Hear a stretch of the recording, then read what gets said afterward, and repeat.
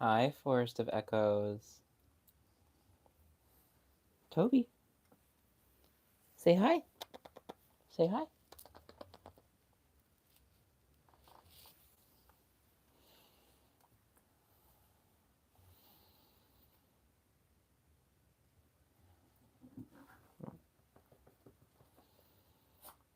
He gets really excited and starts like, I don't know if I can show. This is my roommate's dog. He does look like Dobby, but I actually wasn't the one to name him. But this is like the third pet in the last like 2 years I've met that's named Toby. So I think it's just a very common pet name. A lot of pets give Toby energy.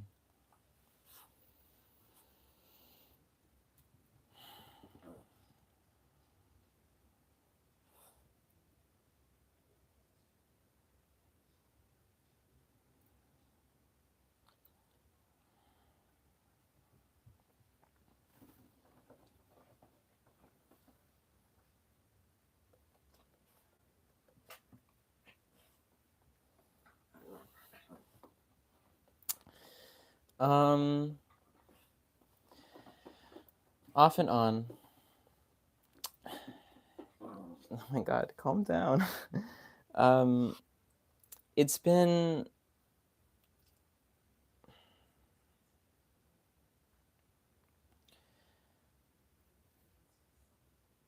it's been a very intense year.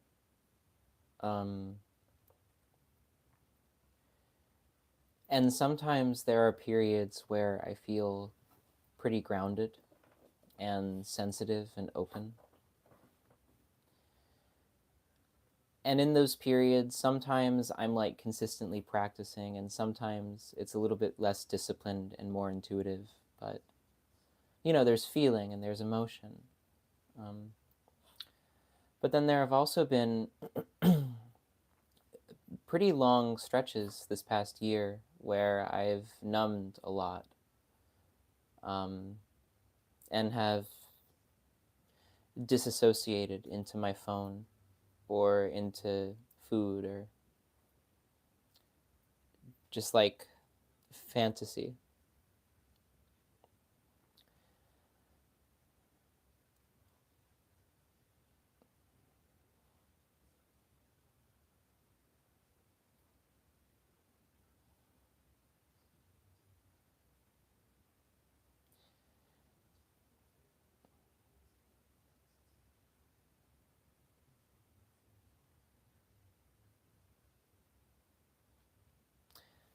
Um, just like stories in my mind about being somebody else or being like a better version of myself. Like like listening to a song and then fantasizing that I was the one who created it, and then thinking about how everybody would love me because I made like a beautiful piece of art. And I think that, yeah, this year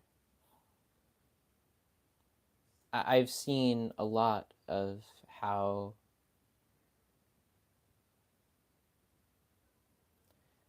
how simple it is, but then how challenging it is to face loneliness and to let things just be how they are.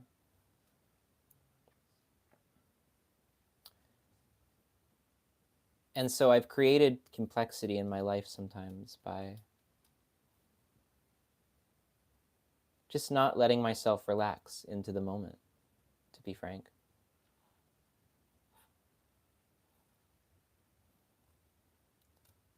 And there's been a lot of like having to just meet myself where I'm at. Like, I have this tendency to gamify spirituality and think like, if I can meditate for 30 minutes, I can meditate for an hour. And if I can meditate for 1 hour, I can meditate for two. And to put faith into these like timelines that my mind comes up with about when insight will occur and how I'm going to get there, and how point A of my practice leads to point B, leads to point C. But this year I've seen, sometimes quite harshly, that I have a lot of work to do. And I don't mean work in terms of like, oh, I have a lot of meditation I have to do, or I have a lot of discipline I have to cultivate. But I just mean like there's a lot of resistance to simplicity, to the mundane, and to feeling loneliness that I avoid.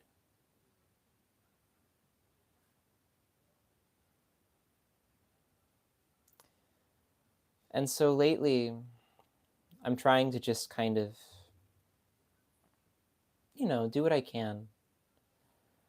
Like, accept that I have a certain set of conditions and circumstances I have to work around. That's right, Toby. I have conditions and circumstances. And like, here, if you guys haven't seen Toby. And just like, be kind to myself.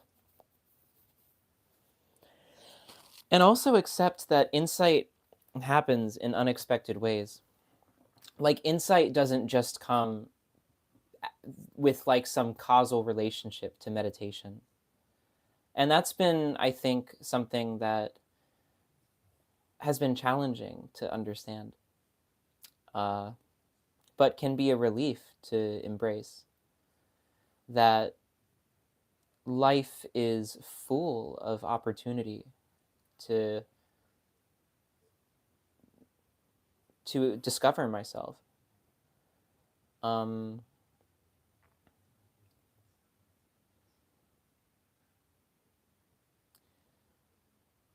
I think it's quite beautiful how, in spite of the fact that I've been numbing a lot this year, there have been some insights that have just seemed to emerge because of grace, I guess.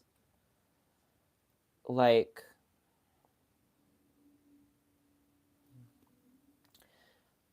a lot of insights about my family and about my parents. I spent most of my childhood like fighting with my parents, and had a lot of trauma from that. And there was a lot of anger towards my family, and I'm sure there still is plenty of it. But I remember I was sitting on my couch a few months ago, and I just had this like feeling come over me of love for my mom, and this feeling that my parents are getting older and they're going to die one day, and there's a real chance that they could die before I properly love them.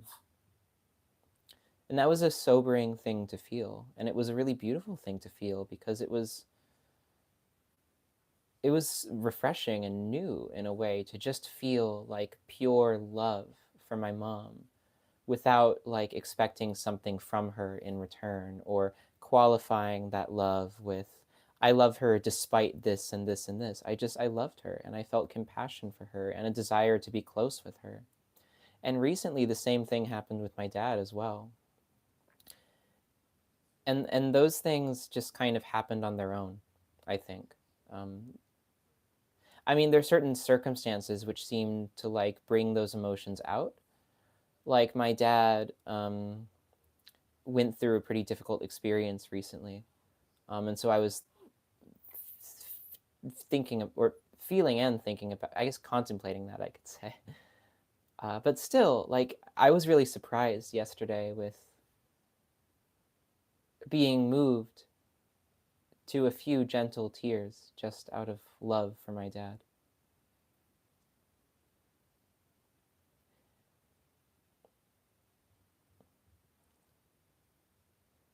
And I love my parents.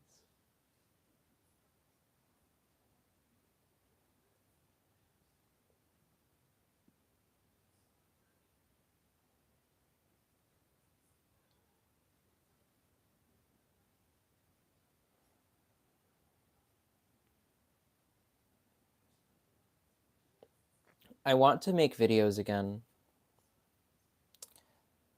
which I know I've said that like a few times before, and then I've just disappeared. So we'll see. I don't really want to like pressure myself into being eloquent, though, if I can help it. I imagine that pressure will be there, but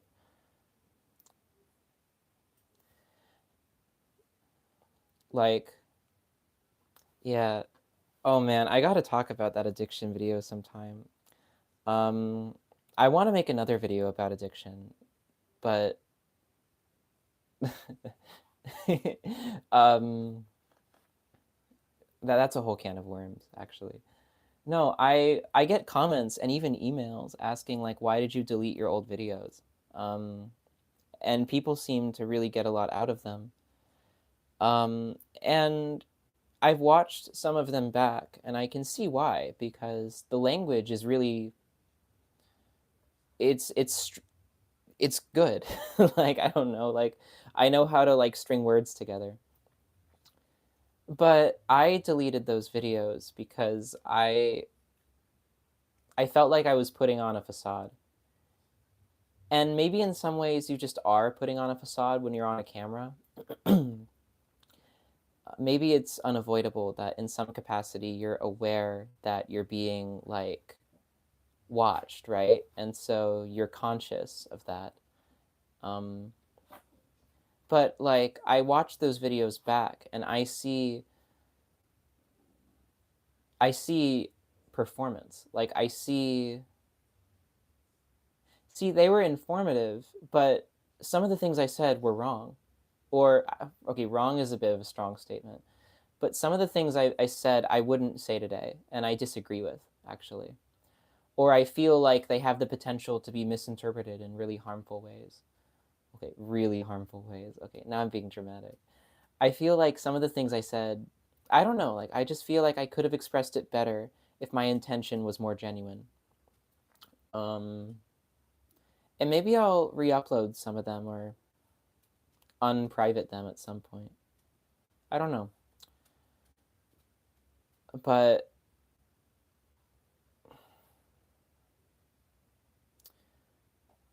it's hard watching some of those videos back because like I remember like, yes, Toby, hi. Hello. You're eating the crumbs off my floor. That's nice. Um I need to vacuum.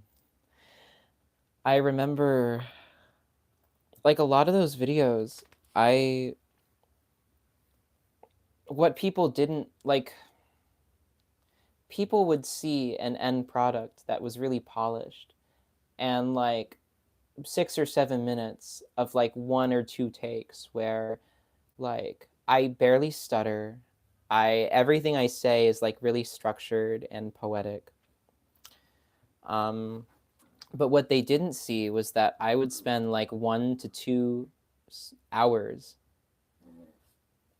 just filming over and over again, getting more and more angry at myself that I couldn't do it perfectly. And so by the time the sort of final product came out, it was very curated, which has its own value, right?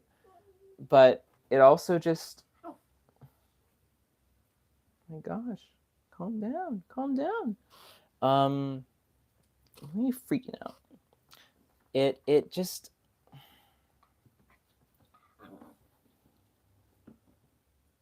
I don't know, like it felt like it was kind of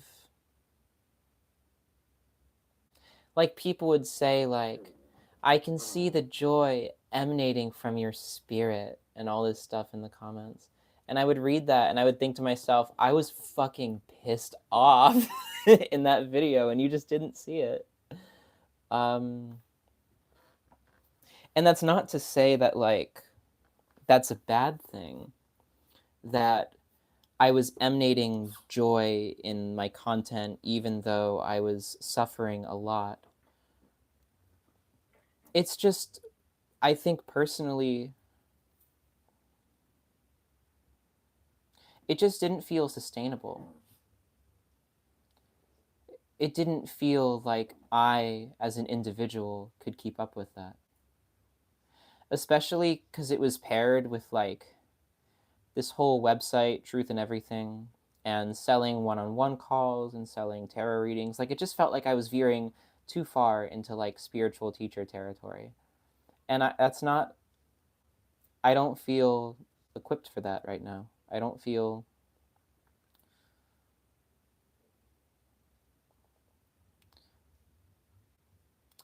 and so I want to make videos that are more personal and introspective and more honest about the stuff I struggle with, even if it comes at the sacrifice of this image some people have had of me of being this like super spiritual. Like, I had someone call me master, and I was like, okay. Like, I hope that guy's okay.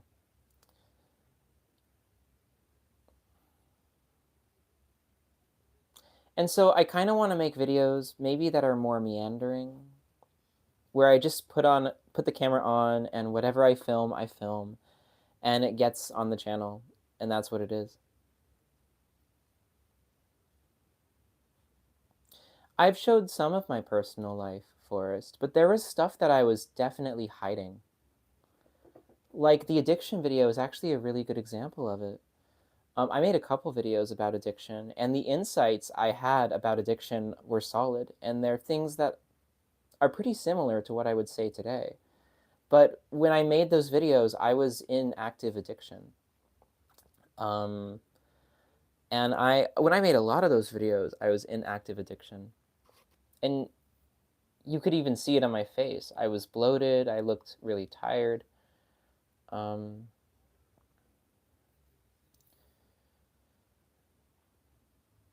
Like, I was giving a lecture about how to be sober while not being sober myself.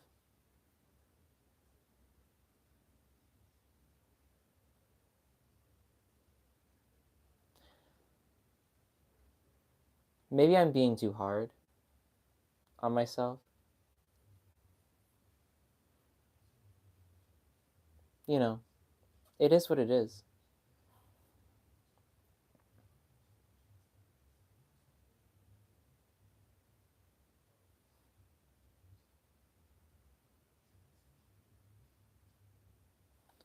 That is one thing I'll say. They were personal. I was speaking from experience.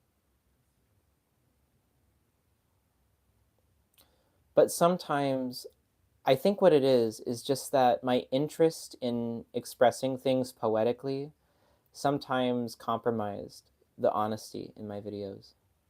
Or maybe that's not right. But it was like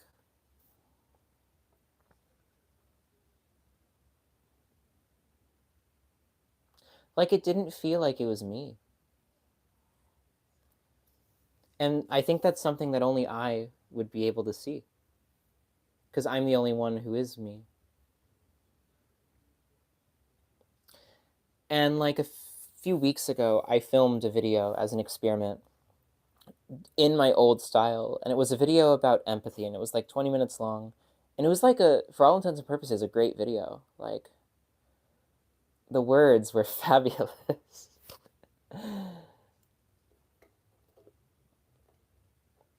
But I just watched it, and I was like, I just don't want to put,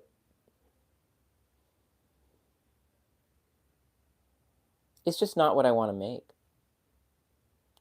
Yeah, maybe I don't even need to like come up with any reason for it. Maybe I can just, it's just not what I wanted to do anymore.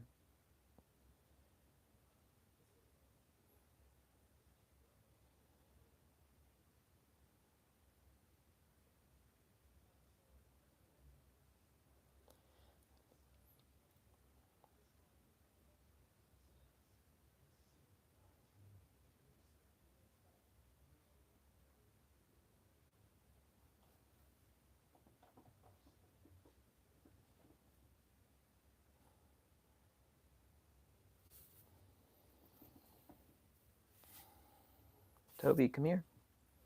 Come here. Jump up. I'm going to pick you up again, even though you don't like it.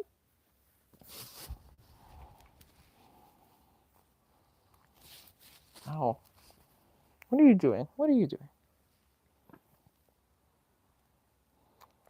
Hi, Cheese.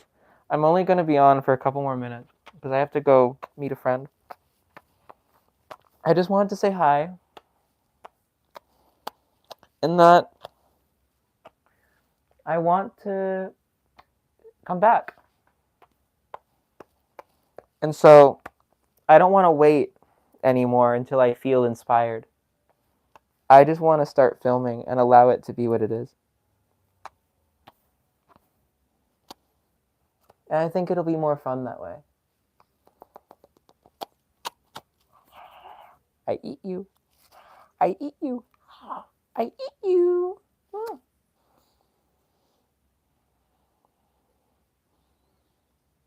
Look at him. He's so puny.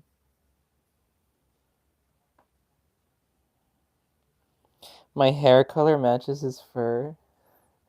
Maybe in this lighting. I feel like if you saw me in person, you wouldn't say that though. Like, I actually have gotten in debates with people because people say that I'm blonde and I'm not. My hair is brown. You can say light brown, that's fair.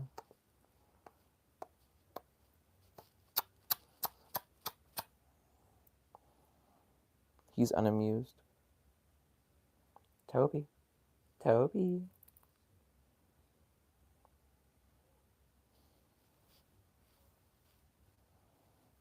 I'll take golden. Golden's a nice word. Is there a word for like light brown? Because, you know, dark blonde, you have dirty blonde. Oh, sorry. Sorry. Didn't mean to drop you like that. Could you say like ashy brown? But maybe something more endearing than ashy? Crispy brown? Or I guess golden brown would be like what you'd call it. Sunny brown?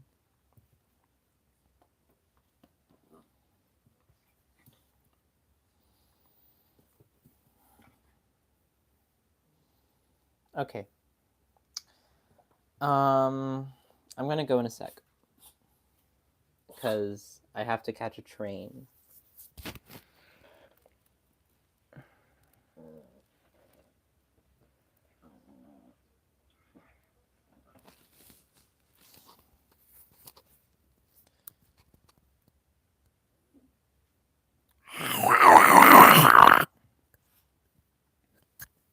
Toby, you want to say something to the audience? Speak.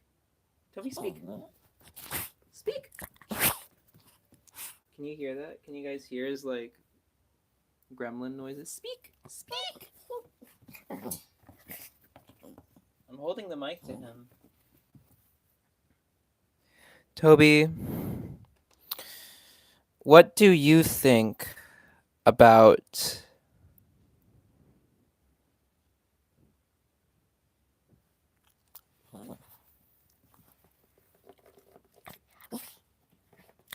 I don't know.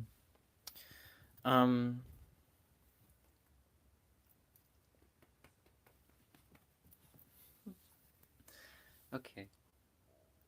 He's so cute. I love this dog. He's very spry for his age too. He's like 14, but he's like super. He's just a baby, you know. He's a little baby. Okay, I'll finish the live. Give him a sock. Yeah, literally, like we call him Dobby sometimes because that's like his whole vibe. He just always looks so like. I don't know how to put it. Just he looks like he wants approval. See? Look at him. Look at him.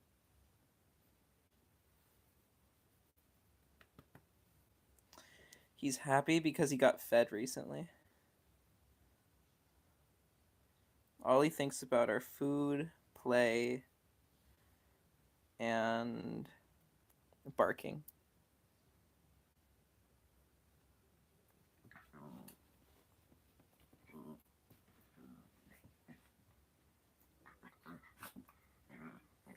Okay, I'm gonna go, but I'll try to either like film a video or maybe go live again sometime in the next week. That's the intention. Um, just sort of gently trying to, I don't know, reacclimate to this and see what I can see how it goes. Okay, say bye bye, Toby. Say bye.